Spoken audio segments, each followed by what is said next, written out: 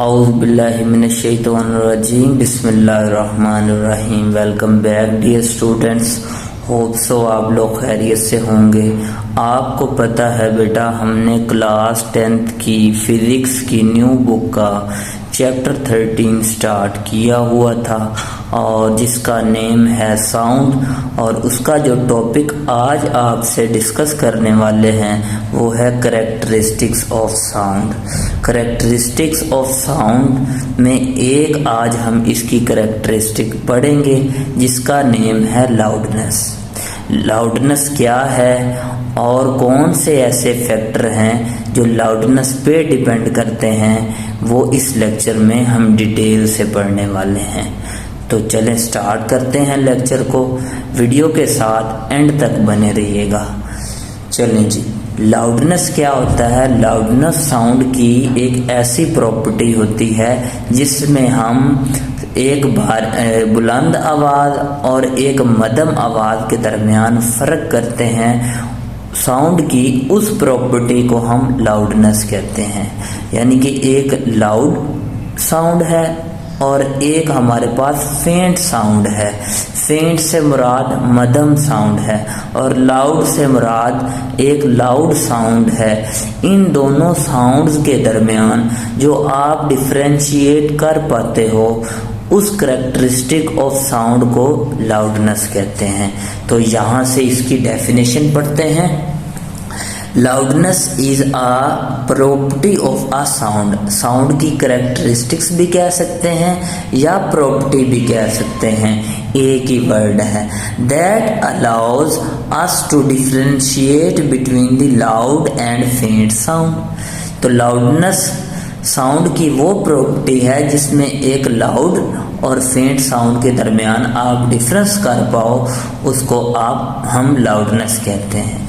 उसके बाद for example हमारे पास एक एग्जाम्पल है, जब आप अपने किसी दोस्त से बात करते हो या किसी रिलेटिव से बात करते हो या किसी जानने वाले के साथ बात करते हो और वो आपके पास बैठा है, तो आप फेंट साउंड में आवाज़ करेंगे, मध्यम साउंड में आवाज़ बोलेंगे।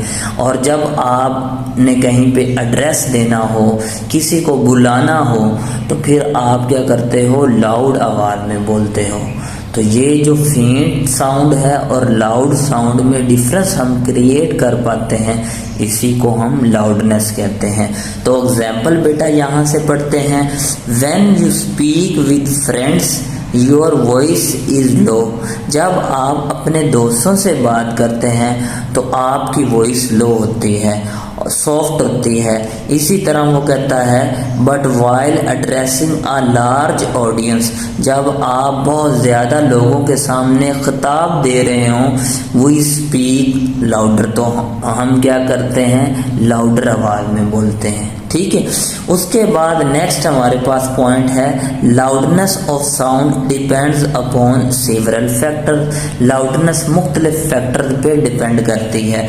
इनमें फर्स्ट वाला फैक्टर है amplitude of vibrating body, area of vibrating body, distance from the vibrating body. ये 3 पॉइंट्स हैं। ये शॉर्ट क्वेश्चन में आपसे पूछे जा सकते हैं, एमसीक्यूज में इनमें से कोई सा आ सकता है। ऊपर हमने जो डेफिनेशन की वो आपसे शॉर्ट में पूछी जा सकती है और ओवरऑल ये लॉन्ग के तौर पे आपसे क्वेश्चन पूछा जा सकता है। लाउडनेस क्या है और किन फैक्टर पे ये डिपेंड करती है वो आप बताएं। ठीक है। ले जी, आगे हम 1 बाय 1 इन तीनों को डिस्कस करने वाले हैं। तो मूव करते हैं नेक्स्ट पेज पे। बेटा फर्स्ट फैक्टर है हमारे पास लाउडनेस का amplitude of vibrating. Loudness depend करती है एम्पलीट्यूड ऑफ वाइब्रेटिंग बॉडी पे। अब कैसे? जितना ज़्यादा एम्पलीट्यूड किसी बॉडी का ज़्यादा होगा, लाउडनेस उतनी ज़्यादा होगी, आवाज़ उतनी ज़्यादा होगी। अगर किसी बॉडी का एम्पलीट्यूड कम है तो उसकी लाउडनेस कम होगी। अगर आप धीमे लहजे में बात करते हैं तो आपका एम्पलीट्यूड कम होता है, इसलिए आपकी वॉइस भी कम होती है और लाउडनेस भी क्या होती है, कम होती। इसी तरह जब आप चिल्लाकर बोलते हैं, ऊंची आवाज में बोलते हैं, शाउटिंग में बोलते हैं, तो वहां पे एम्पलीट्यूड बहुत ज्यादा हो जाता है आपकी वॉइस का, जिसकी वजह से लाउडनेस भी बहुत ज्यादा हो जाती है। एक तो मैंने ये एग्जांपल से आपको बताया।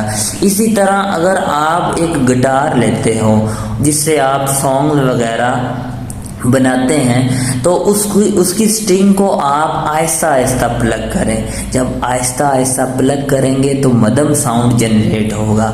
इसका मतलब वहाँ पे एम्पलीट्यूड कम है, लाउडनेस भी क्या होगी, कम होगी। इसी तरह अगर उसी गिटार को आप जोर से स्ट्रिंग को ऊपर नीचे प्लग करें तो वाइब्रेशनल इफेक्ट भी बढ़ा दिया, उससे फिर क्या होगा, एम्पलीट्यूड बढ़ जाएगा और एम्पलीट्यूड के बढ़ने से लाउडनेस भी इंक्रीज हो जाएगी। ठीक है, तो यहाँ पर लाउडनेस एम्पलीट्यूड के डायरेक्टली रिलेटेड है। मतलब अगर एम्पलीट्यूड बढ़ेगा तो लाउडनेस भी बढ़ेगी। तो पढ़ते हैं आप इसे। The loudness of sound depends upon the amplitude of vibrating body, यानी कि वाइब्रेटिंग बॉडी के एम्पलीट्यूड पे डिपेंड करती है लाउडनेस। अब एक एग्जांपल दी है, you plug the string of guitar with more force. अगर आप ज्यादा फोर्स से उसको प्लग करते हो तो उससे फिर क्या होता है, लार्जर साउंड प्रोड्यूस होता है। और इसी तरह the vibrate will have greater amplitude, और वाइब्रेशन क्या होती है, इंक्रीज हो जाती है, जिससे एम्पलीट्यूड क्या हो जाता है, बढ़ जाता है। और अगर आप प्लग करते हो बिल्कुल आहिस्ता आहिस्ता, उससे फिर साउंड भी कम जनरेट होगा, एम्पलीट्यूड भी उस साउंड का कम होगा और उससे लाउडनेस भी कम होगी। इसी तरह एक और एग्जांपल मैंने हिंट के तौर पे दे दी है। सिमिलरली स्ट्रिकिंग अ ड्रम, जब आप एक ड्रम को आहिस्ता आहिस्ता स्टिक के साथ हिट करेंगे तो उससे एम्पलीट्यूड कम जनरेट होगा, जिससे लाउडनेस भी क्या होगी, कम होगी। और इसी तरह जब आप उसको जोर से बीट करेंगे उस ड्रम को, तो उससे फिर वाइब्रेशनल इफेक्ट बढ़ जाएगा, जिससे एम्पलीट्यूड बढ़ जाएगा और एम्पलीट्यूड के बढ़ने से आपको पता है लाउडनेस भी बढ़ती है। ठीक है, आगे नीचे ग्राफ बनाएं। देखिए एक ये हमारे पास है वेव जा रही है और एक ये वाली वेव जा रही है। अब इसमें देखिए एम्पलीट्यूड ज्यादा है। एम्पलीट्यूड पता क्या है, मीन पोजीशन से डिस्टेंस कितना है, मीन पोजीशन से डिस्टेंस कितना है, मीन पोजीशन से डिस्टेंस कितना है, ये होता है एम्पलीट्यूड। इसी तरह एक सिग्नल ये जा रहा है, इसका एम्पलीट्यूड देखिए मीन पोजीशन से कम है, इसका डिस्टेंस कम है, इसका डिस्टेंस कम है। तो इसका मतलब यहाँ पे आवाज मध्यम है और यहाँ पे आवाज क्या है, लाउड है। तो यहाँ पे लाउड आवाज है, इसलिए यहाँ पे एम्पलीट्यूड ज्यादा है, इससे लाउडनेस क्या होगी, ज्यादा होगी। यहाँ पे एम्पलीट्यूड कम है और लाउडनेस क्या है, यहाँ पे स्मॉल है या कम है। ठीक है, तो ग्राफ भी इस तरह आपने बना देना है। उसके बाद नेक्स्ट है एरिया ऑफ वाइब्रेटिंग बॉडी। अब वाइब्रेटिंग बॉडी के एरिया पे भी लाउडनेस डिपेंड करती है। अब ये कैसे, एरिया अगर होगा स्मॉल तो उससे लाउडनेस भी क्या होगी, कम। अगर एरिया होगा बॉडी का, वाइब्रेटिंग बॉडी का एरिया ज्यादा होगा, उससे लाउडनेस भी क्या होगी बेटा, इंक्रीज होगी। तो यहाँ पे भी लाउडनेस डायरेक्टली प्रोपोर्शनल है एरिया के, जैसा कि ऊपर लाउडनेस डायरेक्टली प्रोपोर्शनल थी एम्पलीट्यूड के, इसी तरह इन दोनों के दरमियान भी डायरेक्ट रिलेशन है। तो पढ़ते हैं और फिर इसे देखते हैं। इसी तरह यहाँ पे देखें, ये पहले डायग्राम देखें। ये हमारे पास एक ड्रम है, इसका एरिया क्या है, कम। जब इसको आप बीट करोगे तो इससे साउंड जनरेट होगा। एक हमारे पास बड़ा ड्रम है, इसका एरिया है ज्यादा, जब इसको आप बीट करोगे तो इससे मोर साउंड प्रोड्यूस होगा और इससे क्या होगा, कम साउंड प्रोड्यूस होगा। इसका मतलब यहाँ पे इसका एरिया है कम, तो इससे फिर लाउडनेस कम होगी, मतलब साउंड जो आपको सुनाई देगा वो कम होगा। और इसका एरिया है ज्यादा, तो इसकी लाउडनेस क्या होगी, ज्यादा होगी। तो एरिया के बढ़ने से भी लाउडनेस बढ़ती है और एरिया के कम होने से लाउडनेस कम होती, मतलब एरिया के कम या ज़्यादा होने से लाउडनेस पे इफेक्ट पड़ता है।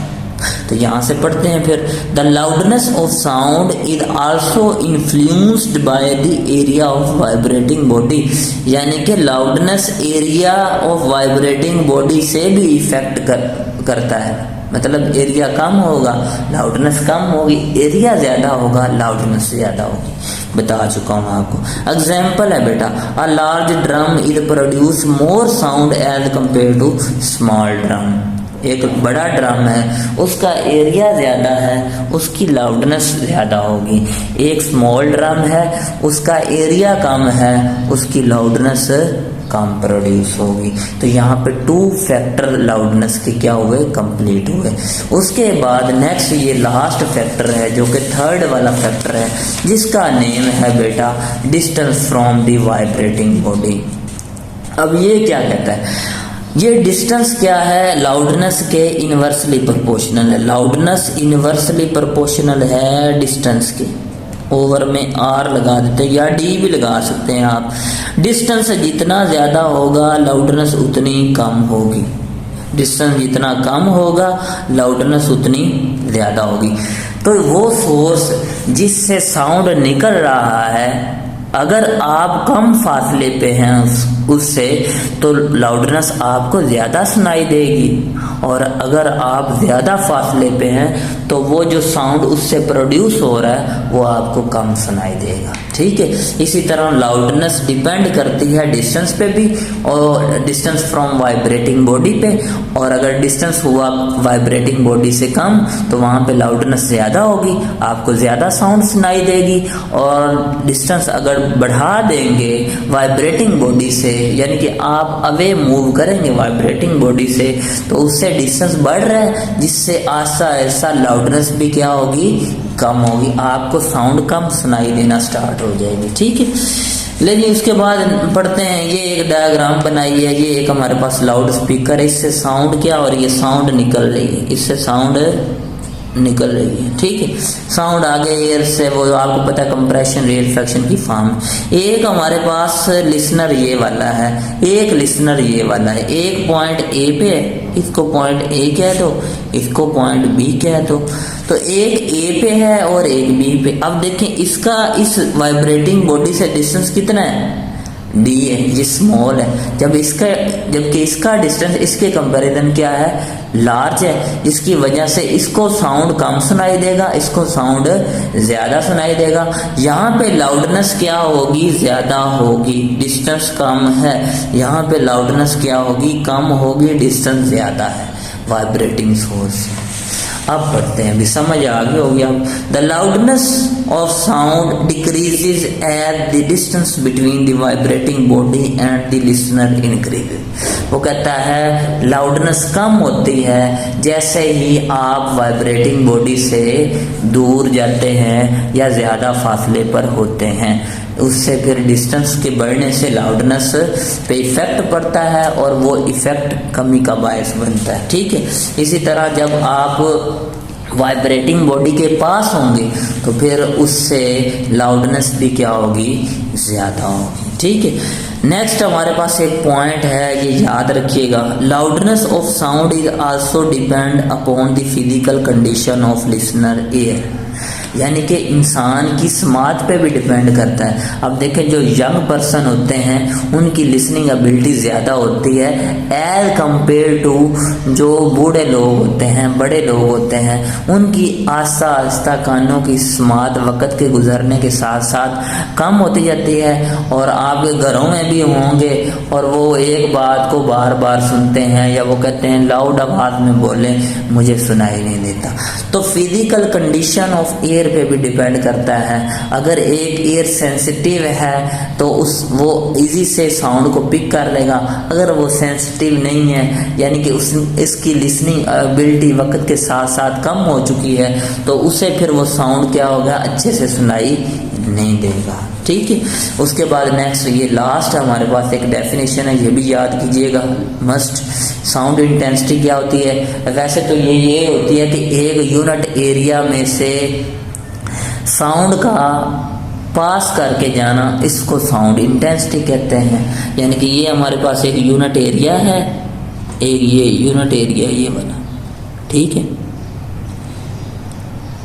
इसमें से साउंड का पास आउट करके जाना, और ये सरफेस क्या होनी चाहिए, परपेंडिकुलर हो, और इसी को हम क्या कहते हैं, साउंड की इंटेंसिटी कहते हैं, ठीक है। और वैसे इसकी डेफिनेशन ये लिखी हुई है, ये भी कर लें तो अच्छी बात है। Sound intensity is a measurable physical quantity, इसको मेजर किया जा सकता है और इसको आई से रिप्रेजेंट करते हैं, किससे, आई से रिप्रेजेंट, बस इतना याद रखना है। उसके बाद next measurable physical quantity of sound energy and is independent of listener hearing ability, और ये डिपेंड नहीं करती किसी भी लिसनर की एबिलिटी पे, आया कि उसकी लिसनिंग एबिलिटी कम है या ज़्यादा है। तो ये लास्ट वाली लाइन एमसीक्यू के तौर पे पूछी जा सकती है। तो यहाँ पे आज का लेक्चर आपका कंप्लीट हुआ। अगर कोई आपका क्वेश्चन हो तो कमेंट सेक्शन में आप पूछ सकते हैं, और इसी के साथ मुझे इजाज़त दें, मिलते हैं नेक्स्ट वीडियो में। अल्लाह हाफिज़।